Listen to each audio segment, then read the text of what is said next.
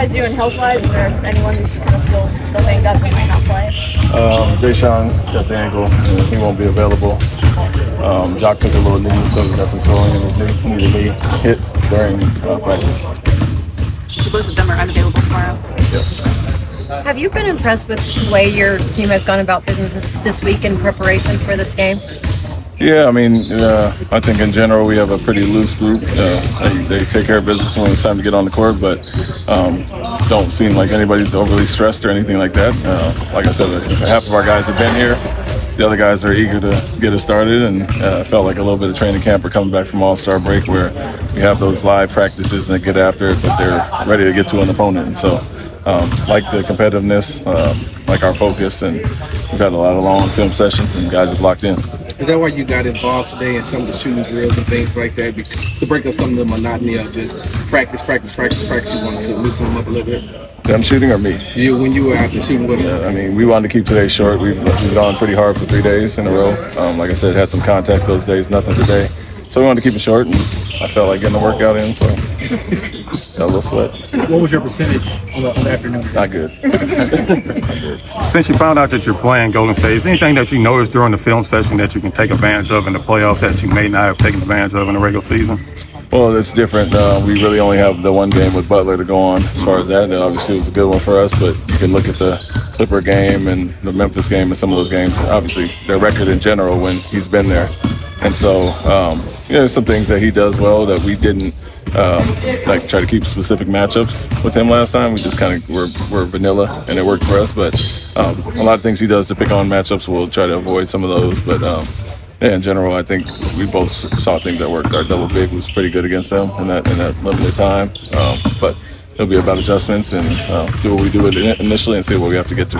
Coach Reed is a part of that stay ready crew.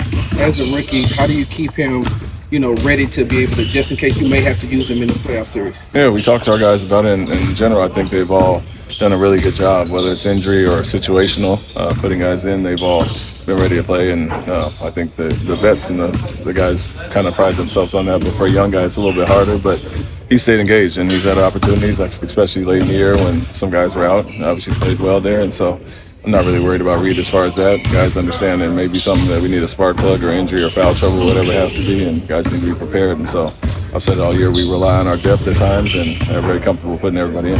Ime, you've coached playoff. Boston was more better than they have been to the postseason. Had a bit more experience in this week. How do you approach this time around coaching as opposed to coaching? Yeah, I think the experience is the biggest thing, and you have to help them understand what it's going to be. And I think I've said it quite a bit. Our vets are very vocal in the meetings and in our group meetings, telling them about what to expect, really locking in on personnel. But it's more so how we can focus on the details. And when you're going game to game during the season, you kind of keep it vanilla, do what you do, and move on. Now it's time to kind of dig in there personnel-wise, specific plays, how we can take things away, but also being ready for what's to come. And so you've seen that at times this year. They've gone after Jalen in the pick and roll. They've gone after Alfie in the post, and understanding that they're going to do some of those things and how we prepare for them. Your team hasn't really, 2 weeks ago was a big example of that, but your team doesn't back down from maybe players or teams trying to intimidate them. How much do you have to kind of instill that even more, that teams are probably going to do that even more in the postseason? Yeah, how do you coach it? Yeah, I wouldn't say we have to. That's kind of been our identity even since last year. And so we've been a competitive group from day one. One of the harder playing teams that plays with the physicality. So what we do is going to work in the playoffs. We don't have to try to be who we're not. So I'm not worried about that at all. We've showed with the scuffles and fights and injections and technicals, those things, that's kind of who we are, and we appreciate that a lot more than other teams. Looking back at the 5 regular season games, Aaron Holiday played in all of them against the Warriors, had like a +6 net rating. What does he do well in this matchup? Yeah, the shooting is one thing, but defending multiple positions. And a lot of times it's been different things, situational, foul trouble, whatever. But even back to last year, he finished some games against them. Feel he can match up well and has the toughness and experience to, whether it's chasing Curry around, last year was getting into Clay a little bit or playing guys that are bigger. Feel comfortable with him in all those spots, but it has been a good matchup for him that he's done really well in, and if we need him, obviously he'll be relied upon. When we talk, Last one, guys. when we talk about the game, sometimes we use the term playoff risers. How much of that do you believe is a thing, and in what ways have you seen that in some of the Warriors' core, like Butler, Curry, and Green?